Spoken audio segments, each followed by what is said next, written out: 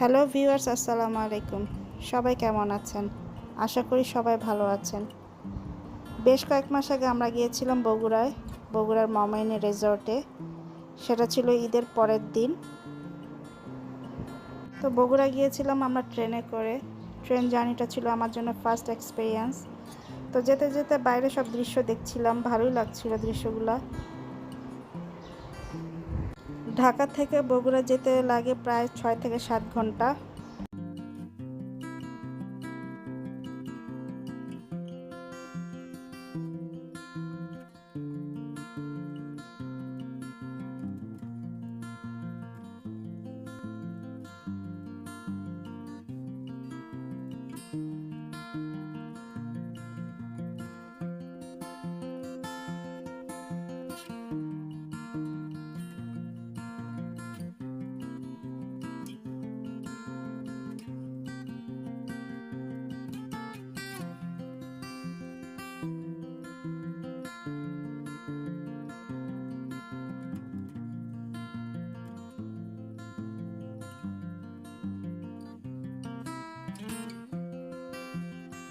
তো অবশেষে আমরা বগুড়ার মমাইন রিসর্টে পৌঁছে গেলাম। ঈদের দিন বললে সেদিন ছিল অনেক রশ, অনেক মানুষের ভিড়, সবাই আসছিল ঘুরতে।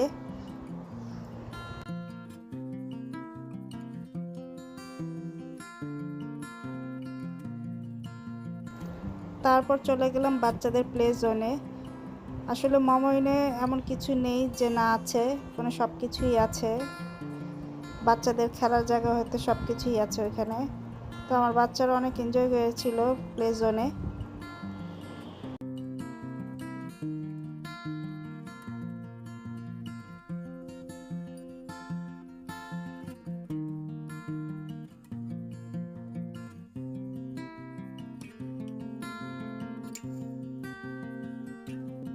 তারপর চলে গেলাম আমরা ডিনারের জন্য। ওখানে বুফের ব্যবস্থা করা হয়েছিল।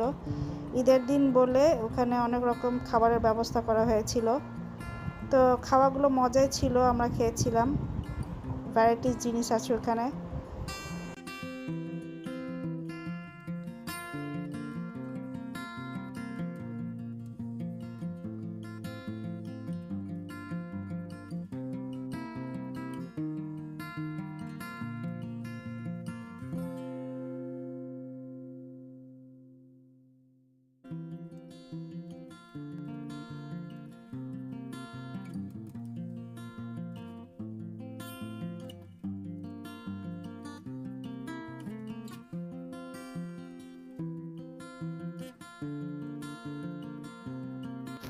তারপরে সেকেন্ড ফ্লোরে ছিল সুইমিং পুলের ব্যবস্থা, সাথে প্লে জোনও ছিল বাচ্চাদের খেলা করার জন্য। আমার বাচ্চারাও সেখানে গোসল করেছে সুইমিং পুলে, আর প্লে জোনেও খেলা করেছে। ওরা অনেক মজা করেছিল।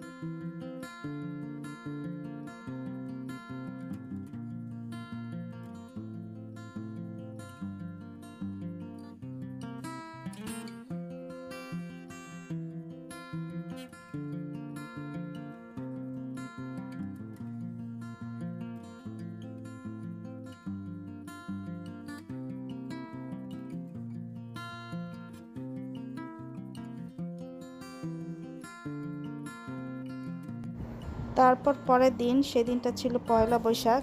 ওই দিন আমরা গেলাম বগুড়ার বিখ্যাত মহাস্থানগড় দেখতে। তো জায়গাটা অনেক সুন্দর লেগেছে আমার কাছে। বগুড়ায় বেশ কয়েকটা দর্শনীয় স্থান আছে, সেগুলো আমরা সব ঘুরে ঘুরে দেখলাম।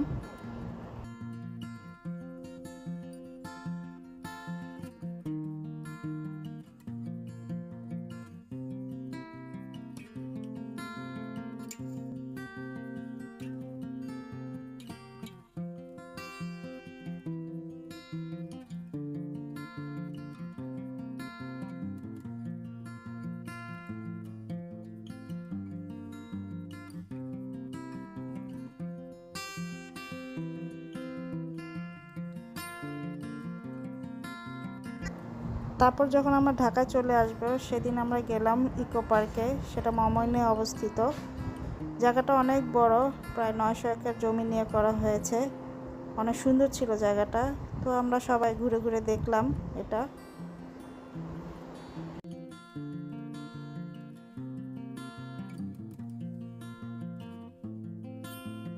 তারপর আমরা বোট রাইডিংয়ে চলে গেলাম, যেটা মমইন রিসোর্টের ভেতরেই ছিল। ঢাকার বাস বিকালে ছিল দেখে আমরা দিনের বেলায় সব ঘুরে ঘুরে দেখতেছিলাম।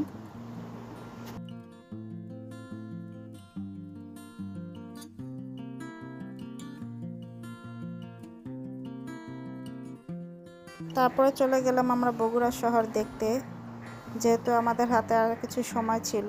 তো এই বগুড়া শহরটাকে আমরা আরও ঘুরে ঘুরে দেখলাম, সব কিছুই দেখলাম, ভালোই লেগেছে আমার কাছে।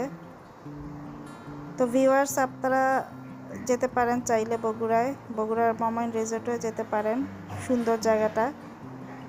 তো সবাই ভালো থাকবেন, সুস্থ থাকবেন। সবাইকে আসসালামু আলাইকুম।